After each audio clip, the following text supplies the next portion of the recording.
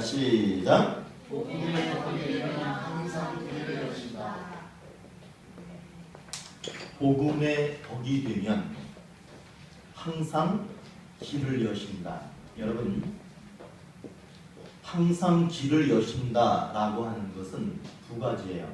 한 가지는 뭐냐 하면 복음을 전하기 위하여 길을 열어달라 할 때 하나님께서는 복음의 길을 여시고요. 복음의 길을 여시는 하나님께서는 따라합니다. 인생의 길을 여신다. 인생의 길을 여신다. 복음의 길을 여시고 인생의 길을 여시는 것이 오늘 하나님이 우리에게 주시는 약속입니다. 그렇다면 그 약속이 이루어지기 위해서는 어떤 삶을 살아야 되느냐 하면 그 앞에 있는 거, 복음의 덕. 다시 말하면 복음 앞에 덕스러운 삶을 사는 것, 복음 앞에 인격적인 삶을 사는 것, 그것이 우리가 해야 할 일이에요. 그렇게 되면 어떤 일이 일어나느냐? 복음의 길이 열리고 인생의 길이 열리고 높은 장벽이 있다 할지라도 무너지고 길이 열리고 그런 역사를 오늘 말씀을 통해서 우리들에게 주고 계십니다. 오늘 이런 마음을 가지고 오늘 말씀을 듣겠습니다. 탈무드에 나오는 이야기 하나를 제가 전해드릴게요. 모든 유대인들에게 존경받는 랍비가 있습니다. 그 랍비의 이름이 뭐냐 하면 가온 엘리야. 여러분 엘리야라고 하는 이름은 잘 아시죠? 그런데 이 사람도 엘리야예요. 이름이 가온 엘리야라고 하는 사람입니다. 이 가온 엘리야라고 하는 사람은 자기 혼자 스스로 극기 훈련을 해요. 자기 혼자 극기 훈련, 다시 말하면 고행이라고도 하죠. 극기 훈련을 개나리봇짐 하나 지고 나가서 굶기도 하고 열심히 험한 길을 걸어가기도 하고 힘든 경험들을 하면서 그렇게 많은 시간을 보냅니다. 이 사람이 이 가온 엘리야가 너무나 힘든 극기 훈련을 경험하면서 바싹 말랐어요. 그리고 혈색이 아주 초라해졌습니다. 그리고 병들기까지 했어요. 그러니까 그 사람을 보통 때는 다 알아보지만 이 사람을 알아볼 수 없는 정도로 아주 초췌한 그런 모습으로 이제 집으로 돌아가고 있는데 한 마차가 지나가면서 이 사람이 쉼없이 걸어가는 것을 보면서 그 마차에 태워줍니다. 가온 엘리야가 다른 때 같으면 그 마부가 그 사람을 알아봤을 텐데 혈색이 너무 초라하니까 알아보지 못하는 가운데 마차를 타고 가고 있는데 가만히 보니까 이 마차를 모는 사람이 졸고 앉아 있는 거예요. 여러분 음주운전하면은 위험하죠? 가만히 보니까 이 마부가 술을 먹고 졸면서 그 마차를 몰고 가고 있는 거예요. 그래서 할 수 없이 이 가온 엘리야가 랍비가 이렇게 얘기합니다. 당신이 뒤로 오라고, 당신이 내 옆으로 오라고. 그렇게 하고는 가온 엘리야가 그 마차를 몰고 가기 시작합니다. 막 몰고 가니까 이 옆에는 이 술 취한 사람은 꼬박꼬박 계속해서 잠들어 졸고 있고 가온 엘리야가 마차를 몰고 이제 마을로 들어갑니다. 마을로 들어갈 때 온통 소란이 일어납니다. 난리가 납니다. 왜냐하면 예수님이 오신다 막 난리가 나는 거예요. 예수님이 오신다는 거예요. 그래서 마을 사람들이 우르르 나와서 그 광경을 봅니다. 그러면서 예수님이 오신다라고 처음 외쳤던 사람이 이렇게 얘기합니다. 가온 엘리야가 손수 마차를 끌고 모시고 오는 사람이라면 그 사람은 분명히 예수님 정도 되지 않으면 안 된다. 저분은 분명히 예수님일 것이다. 이렇게 소리를 지릅니다. 여러분 이게 무슨 말인지 아시겠어요? 가온 엘리야라고 하는 이 랍비는 인격적으로 존경받는 사람이라는 거예요. 그렇게 인격적으로 존경받는 사람이 직접 손수 마차를 몰면서 태워가지고 오는 정도 사람은 된다면 예수님 정도 된다. 이렇게 얘기하고 있는 거예요. 그 가온 엘리야라고 하는 사람의 인격이 그렇게 높다는 거예요. 그렇게 모든 사람들이 인정받는 인격으로 그렇게 사는 사람이었다. 그 얘기를 하고 있는 거죠. 이 가온 엘리야의 이야기를 보면서 그 인격이 참 부러웠습니다. 저하고 함께 있는 사람이 저 김진영 목사하고 있을 정도면 저 사람 대단한 사람이다. 이런 소리를 들을 수 있다면 그 사람이 좋은 것이 아니라 사실은 제가 좋은 것이죠. 여러분 곁에서 머물고 있는 사람이, 여러분과 함께 있는 사람이 저 사람이랑 같이 있는 정도의 사람이라면 저 사람은 정말 대단한 사람일 거야. 이렇게 인정받을 수 있다면 얼마나 좋겠습니까? 여러분 우리가 좀 그런 인격을 갖는 사람이 됐으면 좋겠습니다. 여러분 이 인격이라고 하는 말을 다른 말로 바꿔서 얘기하면 뭐라고 얘기할 수 있느냐 한번 따라합니다. 덕. 덕이라고 할 수 있는 거예요. 이 덕이라고 하는 말을 다시 바꾸어 얘기하면 인격, 다시 말하면 훌륭한 인격을 덕이라고 합니다.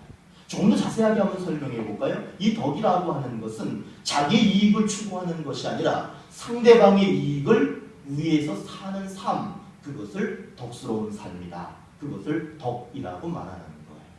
여러분, 이 덕스러운 삶을 살게 되면 상대방에게 도움을 주기 이전에 자기의 삶에 먼저 이로움이 다가옵니다. 그리고 난 후에 상대방에게 도움이 되는 거예요. 그렇기 때문에 내가 덕스러운 삶을 산다라고 하는 것은 누군가에게 헌신만을 위해 사는 것이 아니라 나에게 먼저 이로움이 오고 그리고 그 이로움을 통하여 다른 사람도 풍족하게 되는 그런 것이 바로 덕이라고 말하고 있는 거예요. 오늘 우리가 읽은 이 성경의 본문은 우리에게 좋은 인격을 요구하고 있고요.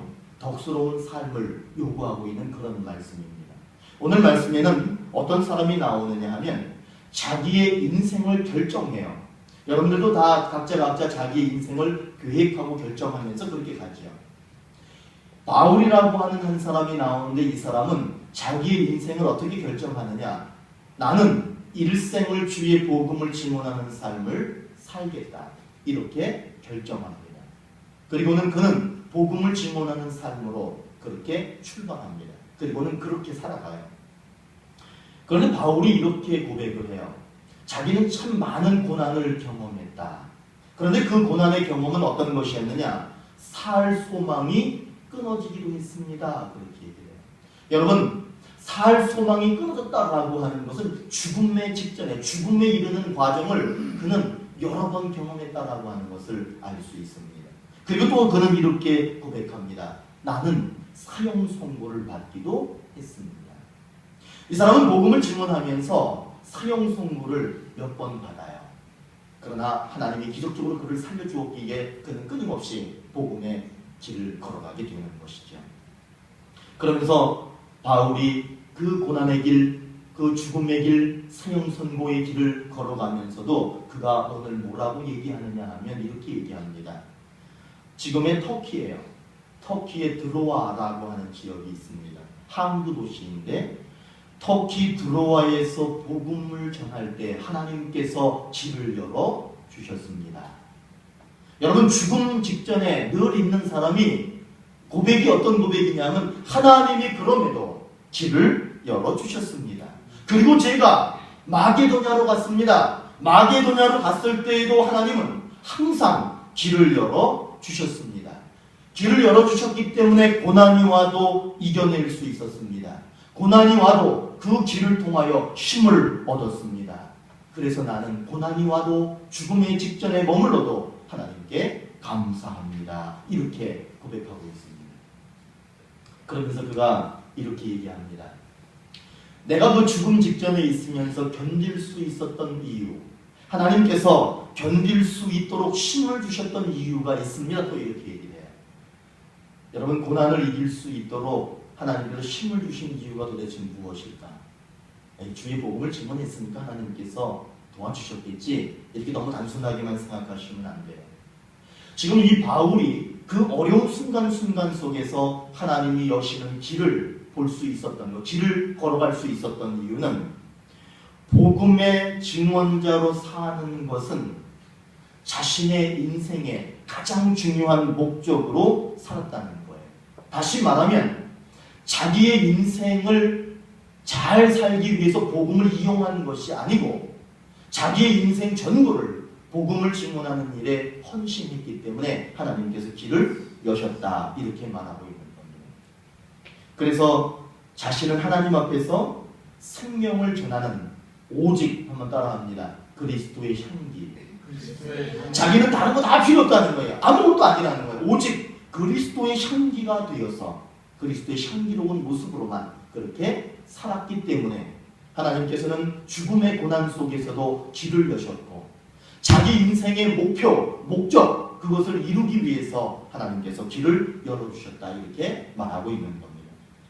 바울은 인생의 목적이 무엇이었느냐 하면 복음을 증언하는 삶이었어요. 그래서 그는 자기를 표현할 때 자기는 오직 그리스도의 향기다. 이렇게 얘기합니다.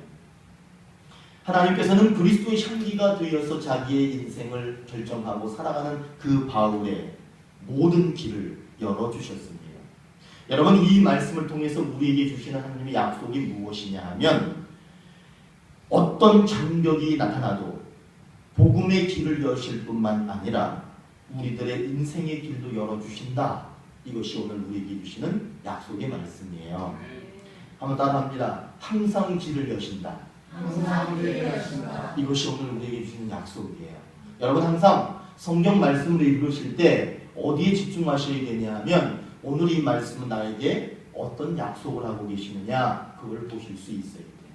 여러분, 그 약속이 오늘 뭐라고요? 항상 길을 여신다는 거예요. 바울에게 죽음 가운데에서도 길을 여신 하나님, 그 하나님이 우리에게도 길을 열어주신다라고 약속하고 있는 거예요. 에베소서 4장 29절에 이런 말씀이 있어요.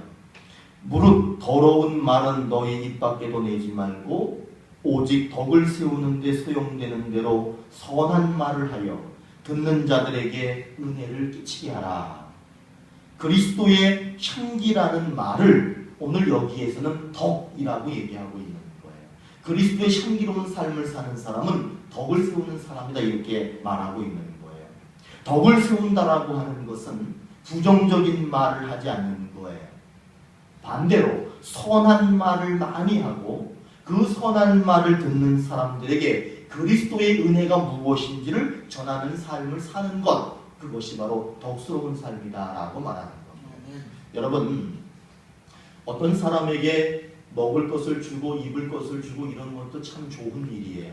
그런데 오늘 이 에베소서의 성경에서 이 바울은 뭐라고 얘기를 하는 거냐 하면 그런 것들과 함께 무엇을 줄 수 있어야 되느냐, 그리스도의 은혜가 무엇인지를 전하는 것, 그리스도의 은혜가 무엇인지를 전달해 주는 것, 그것이 바로 덕스러운 삶이다, 이렇게 말하고 있는 거예요. 여러분, 우리는 그리스도의 향기가 되어야 합니다. 아멘? 우리는 그리스도의 향기가 되셔야 돼요. 그리스도의 향기는 덕을 갖고 덕을 보여주는 삶이 바로 그리스도의 향기로운 삶입니다. 덕은 보이는 것이 아닙니다. 덕은 따라합니다.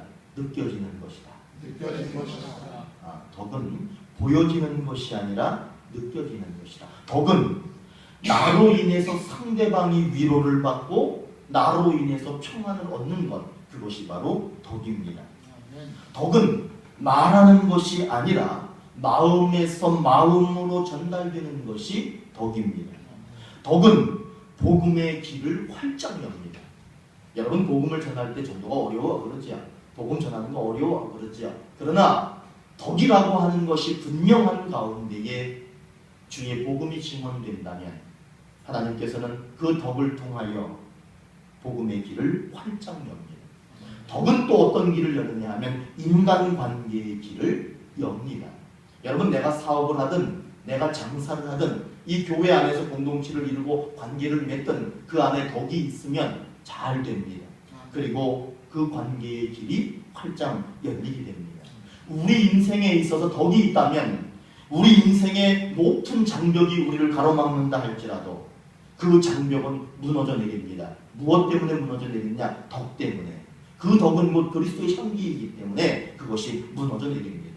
다시 말하면 우리의 인생길을 여는 중요한 열쇠가 무엇이냐? 따라합니다. 덕. 떡이 아니라 덕. 덕이에요. 이 덕이 있으면 복음의 길도 열리고 인간관계의 길도 열리고 우리 인생의 길도 열린다. 그렇게 약속하고 계시는 거예요. 하나님은 덕이 있는 사람을 통해서 복음을 질문하게 하십니다. 하나님은 덕이 있는 사람을 통해서 그 사람의 인생길을 활짝 열어주십니다. 그렇기 때문에 우리들의 목적은 덕이 있는 사람이 되어야 되는 거예요. 그렇게만 된다면 모든 길이 열린다 약속하고 있습니다. 여러분, 오늘 하나님이 우리에게 주신 약속이 뭐라고 그랬어요? 항상 길을 열어주신대요. 항상 길을 열어주시는데 오늘 말씀에 보면 어떤 사람들이 나오냐 하면 바울이 복음을 전할 당시에 다른 많은 사람들도 복음을 전했답니다. 그렇죠. 이제 예수의 복음이라고 하는 것이 바울만 전했던 것이 아니에요. 수많은 사람들이 복음을 전했어요. 그런데 바울이 조금 안타깝지만 이렇게 얘기합니다. 자기들을 위한 수단으로 복음을 바꾸었다 이렇게 얘기를 해요. 여러분 이 말이 무슨 말이냐면 자기들을 위한 복음으로 바꿨다는 거예요. 분명히 믿음이 있는데 그 믿음이 주를 위한 믿음이 아니고 주를 향한 열정이 아니라 자기를 위한 열심으로 자기의 만족을 채우기 위한 것으로 그렇게 바뀌었다라고 얘기합니다. 그러면 상대적으로 바울은 이렇게 얘기합니다. 자신은 복음 증언이 나의 성취감을 위한 것이 아니라 나의 목적을 위해서 내가 복음을 증언하는 것이 아니라 순수하게 하나님만을 위해서 복음을 전하는 것이다. 이렇게 얘기합니다. 바울은 그렇게 복음을 순수하게 증언합니다. 그래서 오늘 바울이 그렇게 고백할 수 있는 거예요. 죽음의 장벽이 나타나고 고난의 장벽이 나타나고 사형 선고라 하는 장벽이 나타나도 그 장벽을 넘을 수 있는 길을 하나님께서 열어주셨다. 이렇게 말하는 거예요. 예수님께서 이 세상에 오셨었죠? 모르세요? 예수님이 이 세상에 오셨었어. 예수님이 옛날에 이 세상에 오셨었는데 그분이 오셔서 좋은 말씀을 참 많이 해주셨어요. 그런데 그 좋은 말씀 중에 뼈가 있는 말씀을 한 것이 있어요. 그것이 뭐냐면 외식이라고 하는 거예요. 가족들끼리 밖에 나가서 밥 먹고 그러죠? 그 외식 말고 겉으로만 보여주는 외식, 그거에 대해서 경계하셨어요. 이렇게 얘기합니다. 기도할 때에 외식하며 기도하지 말라. 다시 말하면 사람들에게 보여주기 위한 기도를 하지 말아라.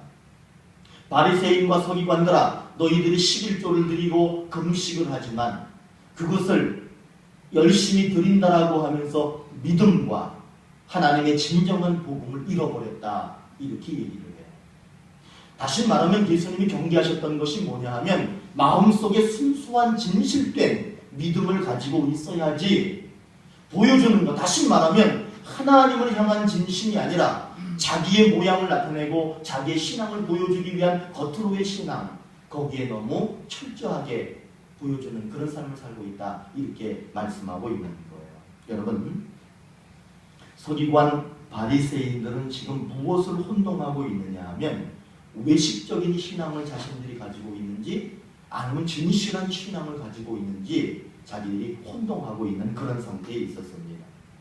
우리들도 우리의 신앙을 한번 돌아볼 수 있어야 돼요. 여러분 이런 생각을 하셔야 돼. 아니 우리 주님은 왜 나를 사랑하시는가? 여러분 주님이 여러분들, 저와 여러분들을 왜 사랑하신다고 생각하세요?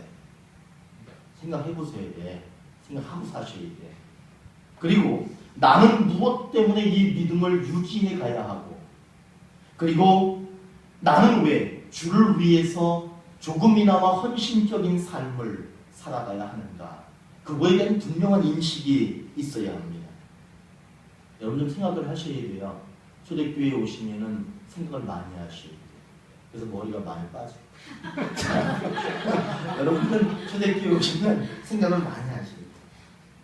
우리들은 분명하게 알아야 돼요. 순수하게 하나님을 위해서 내가 이 신앙을 유지하고 헌신하고 있는 것인지, 아니면 자기 만족을 위해서 신앙을 유지하고 자기 만족을 위해서 믿음을 유지하고 헌신을 유지하고 있는 것인지 그것을 분명하게 해야 합니다. 여러분 우리 한국에는 이단 교주들이 많아요.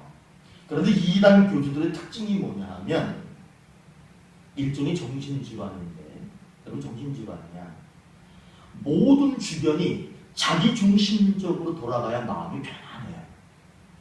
자기의 성도들이, 자기의 신도들이 자기중심으로 자기 명령에만 철저하게 복종하면서 자기만 높아지고 나머지 사람들은 그냥 어떻게 되든지 관계없어요. 자기만 높아지면 되는 거예요. 그것이 교주들의 특징이에요. 오로지 자기만을 추종하게 만드는 겁니다. 다른 사람들의 형편은 안중에도 없어요. 다른 사람들이 가정이 깨지든지 피폐하든지 가난해지든지 그런 거 신경 쓰지 않아요. 오로지 자기에게 자기 중심으로 모든 것들을 가져오고 모든 열심을 가져오면 그것으로 만족하는 것이 교주들의 특징이에요. 여러분 그게 하나의 일종의 정신질환이야. 그 전에 그런 거 있었죠. 도끼병 이런 거 아세요? 도끼병, 공주병, 왕자병 이런 거. 자기중심적인 거야. 오직 모든 사람이 나를 사랑하는 것 같아. 모든 사람이 나만 바라보는 것 같아. 모든 사람이 나를 찍었대. 이게 도끼병이야. 여러분 그렇게 그런 삶을 사는 사람이 바로 이런 교주와 같은 생각을 가진 사람이에요. 요즘에 이제 유병원이라는 사람이 많이 대두가 되는데 잠깐만 제가 말씀드릴게요. 이 유병원이라고 하는 사람이 많은 교주들이 있지만 여러분들이 유병원은 지금 알고 계시니까 제가 잠깐 소개할게요. 유병원이라고 하는 이 교주가 그런 모습을 잘 나타내주고 있는데 자기 부인이 잡혀갔지요. 자기 자식들이 잡혀갔지요. 그런데도 불구하고 이 사람은 연락을 하지 않아요. 왜냐하면 자기중심적이기 때문에 다른 사람들이 망하든지 흥하든지 그거 관계없어요. 이 사람은 자기만 지금 편안하고 잘 되면 되는 거예요. 이 사람은 지금 기독교라고 하는 신앙을 가지고 하나님의 이름을 빙자해서 자기는 높아져요. 그리고 자기는 잘 먹고 잘 살아요. 그러면 다른 사람들이 어찌되든지 관계없는 삶을 사는 것. 그것이 바로 무엇이냐 하면 오늘 바울이 경계하는 것 중에 하나입니다.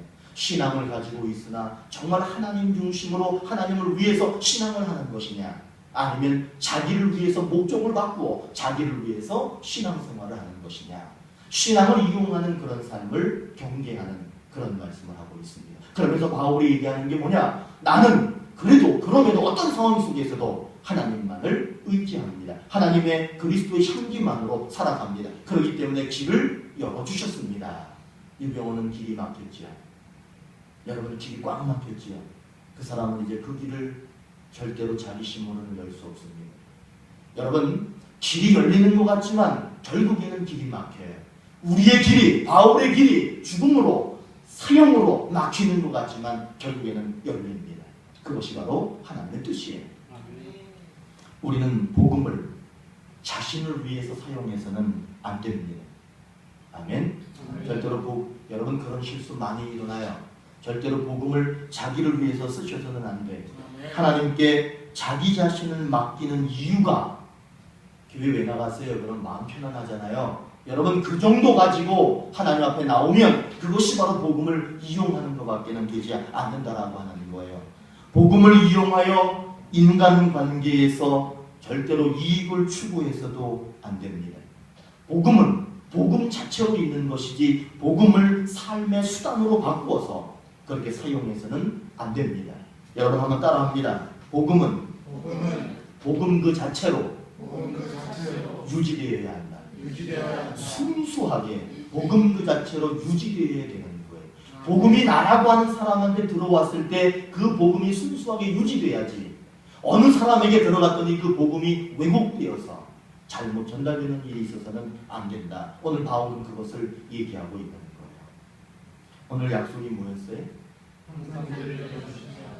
이 오늘도 그거 기억하셔야 돼요. 항상 길을 여신다.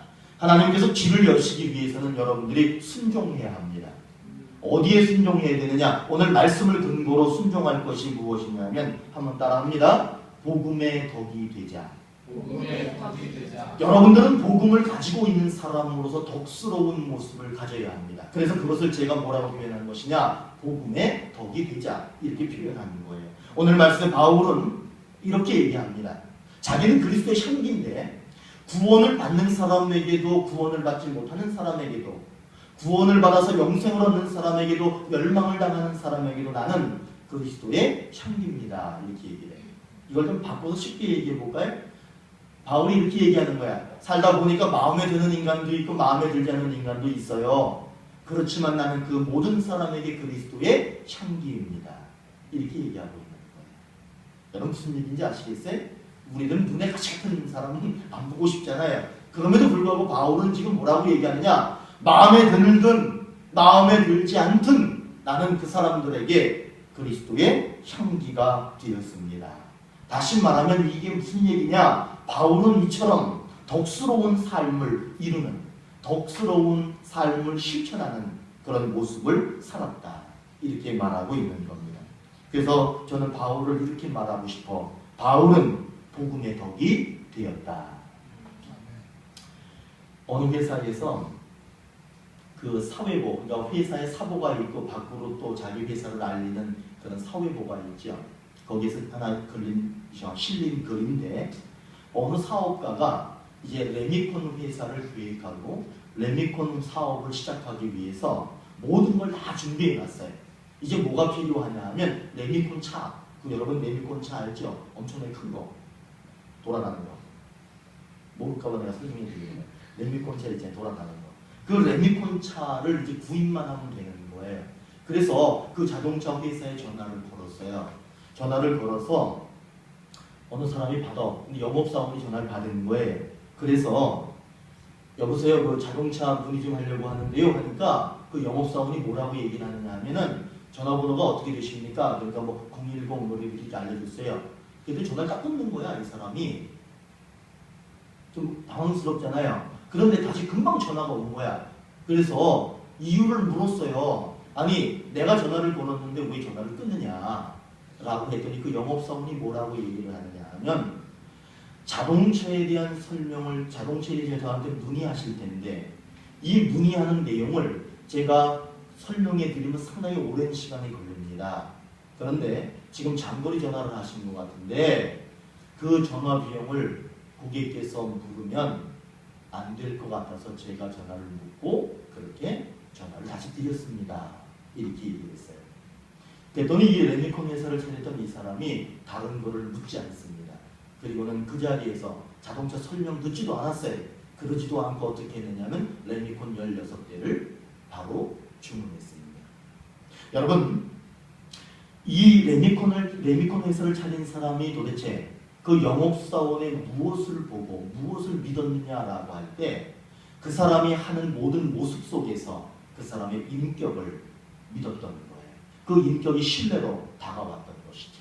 그래서 더 이상 그 사람의 설명을 들을 필요가 없는 거예요. 그 사람의 인격을 믿어지면 그 사람이 가지고 있는 덕스러운 그런 모습이 내게 인식만 되면 다른 거 물어볼 필요가 없는 거예요. 그냥 길이 열리는 거예요. 이 사람도 열리고 저 사람도 열리게 되는 겁니다. 여러분 우리들에게는 많은 길이 열려야 돼요. 어떤 길들이 열려야 되느냐면 복음을 증언할 수 있는 길이 열려야 합니다. 그리고 우리들의 인생길이 활짝활짝 열려야 합니다.